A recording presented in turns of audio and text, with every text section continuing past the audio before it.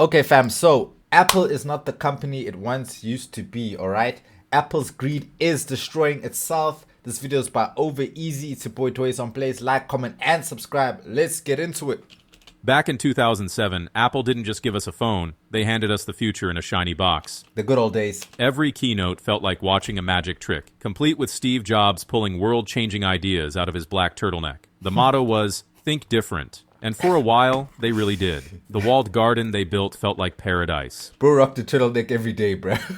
Sleek design, flawless software, everything working together so smoothly, you almost forgot you were paying a premium just to be part of it. Fast forward to now, and the magic show's over. The revolutionary era has been swapped for quarterly earnings and safe bets. The walled garden, less like paradise, more like a luxury prison with a monthly subscription fee. You don't get seamless freedom anymore. You get seamless lock-in. Which leaves us with the real question. Did Apple stop thinking different and start thinking profit over product? Definitely. All Apple thinks about is profit now. There's no innovation from Apple at all. Zero. That brings us to the iPhone 17, the latest proof. Apple loves to say every new iPhone is the best we've ever made, which is technically true. But the iPhone 17 lineup proves how little that actually means. The base models, same shape, same buttons. ProMotion finally made its way down to the entry phones, which would have been exciting years ago. Now it just feels late. Sure, the screen hits 3,000 nits, selfies jump to 24 megapixels. Why is he taking a selfie with the criminal, bro? And the chip is 20% faster, which means smoother scrolling and slightly prettier TikToks. But probably battery drains quicker. Hardly history making. The Pro models? Apple dropped titanium and went back to aluminum. Yes, it's lighter, but it also feels like a downgrade. They bragged about a new vapor cooling system and 40% better sustained performance, which is great if you're stress testing But look at this, bro. your phone with video edit. It just looks terrible, bro. It just looks retro. It looks old. Like that design, I don't know. It doesn't look updated. It looks like we're going backwards now, bro. That bubble back weird BBL vibe. I don't know, man.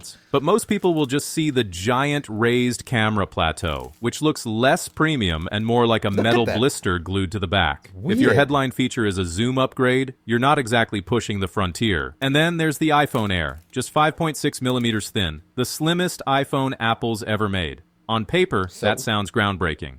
In practice, it means a weaker battery. It means my phone is gonna break faster, bruh. That's all it means, bruh. It's gonna smash to pieces even faster. M-Wave 5G, and heat issues reviewers are already flagging.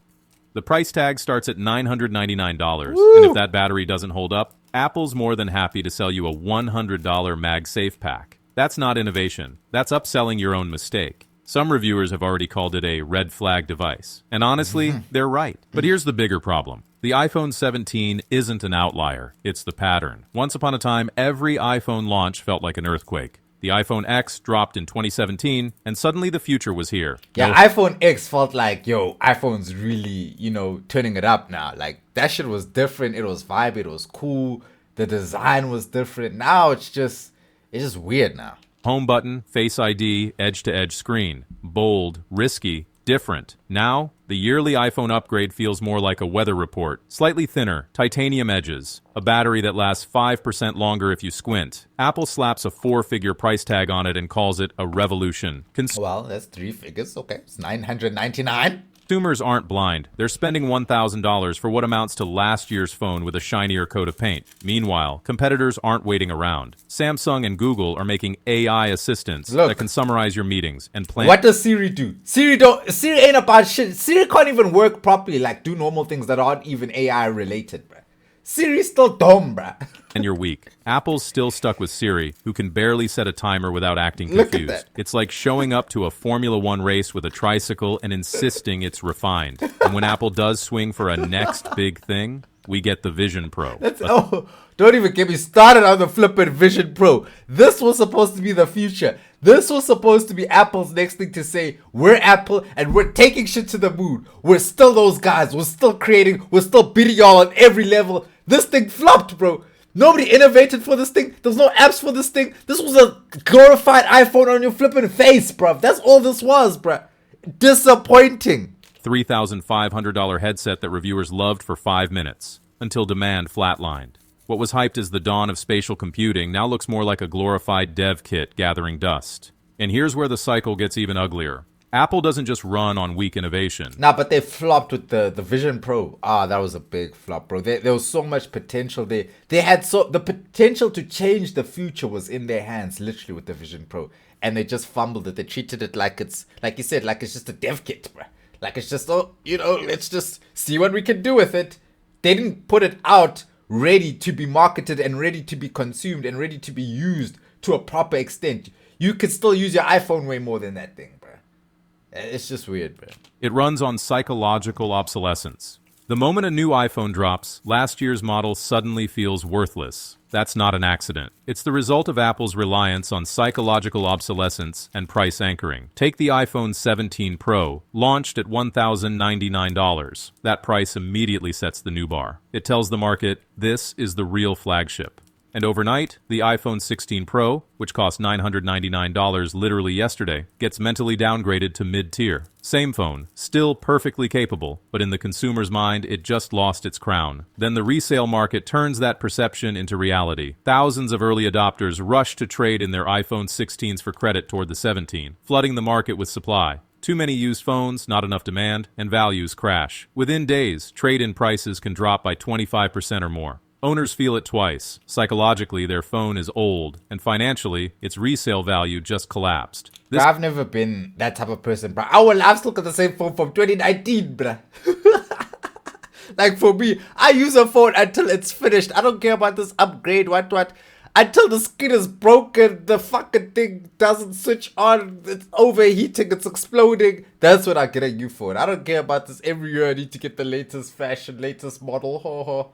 This is how Apple keeps the upgrade treadmill running. But here's the irony. In the long run, this destroys trust. People don't feel like they're buying timeless devices anymore. They feel like they're renting relevance at $1,000 a year. Ooh. That's not brand loyalty. That's brand fatigue.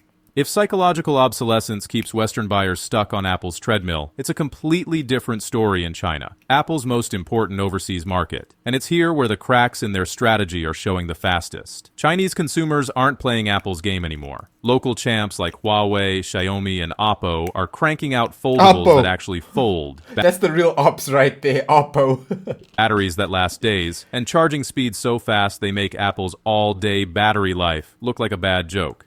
And they're selling them for a fraction of the iPhone's price. Then comes the political layer. Yeah, iPhone is just a status symbol at this point. It's just a straight up status symbol. It's nothing more but a flip and flex, bruh. You can get a great phone that's just as good for a quarter of the price, bruh.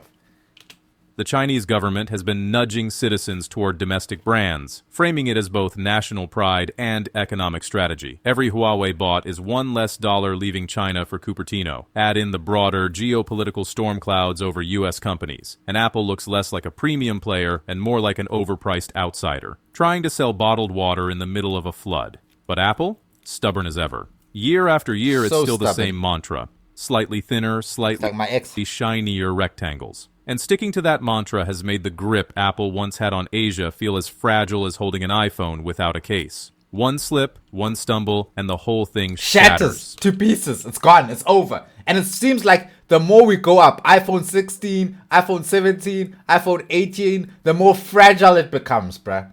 I just don't get that, bruh. Why can't they fix these problems first? Why can't they fix the durability of the phone or just make it 10 times better instead of fucking making it thinner? Make it just more or less prone to breakage. You know what I'm saying? Why don't you flip and enhance the battery life to a point where at least it's lasting me like 2 days, bruh. 2 days I don't have to charge it, bruh. Do those things first and then maybe I can at least see a reason. But you're just making it thinner. How's that helping anybody, bro? Investors see it too. Apple's market share in China slid to just 13.7% in early 2025. That's bad. Steep drop from its peak. Competitors are stealing the buffet. In a year. Apple's response? To polish the silverware and hope no one notices the food is gone. That's what their keynotes feel like now. Apple events once broke the internet. Streaming servers would buckle, social feeds would light up, and journalists treated each launch like scripture. Not but anymore. At the iPhone 17 event, when Tim Cook stood on stage and declared, "We're raising the bar," the innovation he revealed was shaving off exactly 1 milligram of weight. 1 milligram. Idiots. The kind of difference you'd need a lab scale to even notice. Instead of applause, the internet laughed. The new orange phone was instantly branded a traffic cone. It just looks so ugly. Bro, is this a cover on it? Is this a cover on it? Because I don't know. Why does it look like this? It looks so tacky, bruh. Ah, ew. The raised camera plateau, a pasta strainer. Within hours, Apple's billion-dollar marketing push had been rewritten into memes. And that's the real problem. Because memes aren't just jokes, they shape perception. Apple built its brand on being aspirational. But when every new iPhone trends because it's funny, not because it's groundbreaking, the premium image starts to crack. Why pay one? Yo, somebody showed you putting those cylinder batteries into the phone, man. That's what it looks like. It looks like a fucking MP3 player from 2003, bro. For fucking 04. $1,200 for a product the internet has already turned into a punchline. Even Wall Street is noticing. In 2024, Apple slipped from first to third in global market cap. Not a collapse, but a signal. The company that once dictated culture now gets dictated by culture. Apple still prints money, but the aura Obviously. is fading. The keynote that used to feel like a holiday now feels like an annual roast. Apple isn't being destroyed by Samsung, destroy Huawei, themselves, or anyone bruh. else. It's managing to do the job perfectly well on its own. The company that once made people camp out overnight for a glimpse of the future is now bragging about shaving off a milligram and repainting the same rectangle pumpkin orange. Bro, I would never camp out for a phone, bro. A phone, bro. A mobile device. I'ma sleep outside in a tent and wait for a phone. What's that?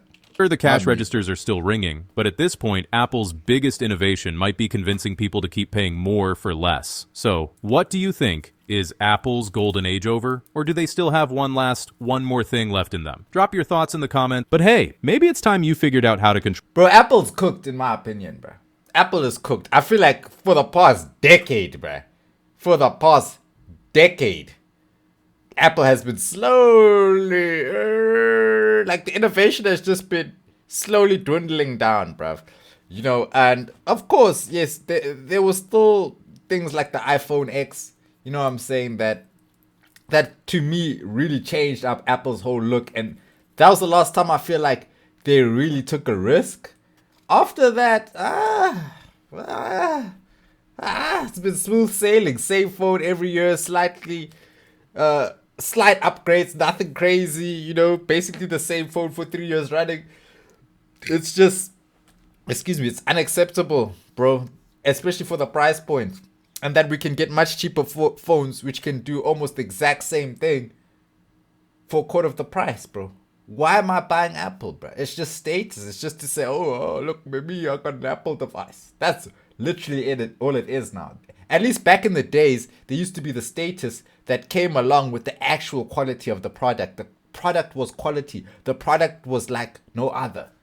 Now, bro, everybody's leaving them behind. Samsung, Google, Huawei, they're all making phones which are great, bruv. Great, which you don't need to break the bank for. You know, and it'll still be good. You'll still be able to do nice things. But anyway, guys, you guys let me know. Are you guys Team Apple? Or are y'all Team Android or one of the other devices? Do you guys think the hype for Apple is still necessary? You know, are they still worth it? Is the value still matching the actual product? I don't know.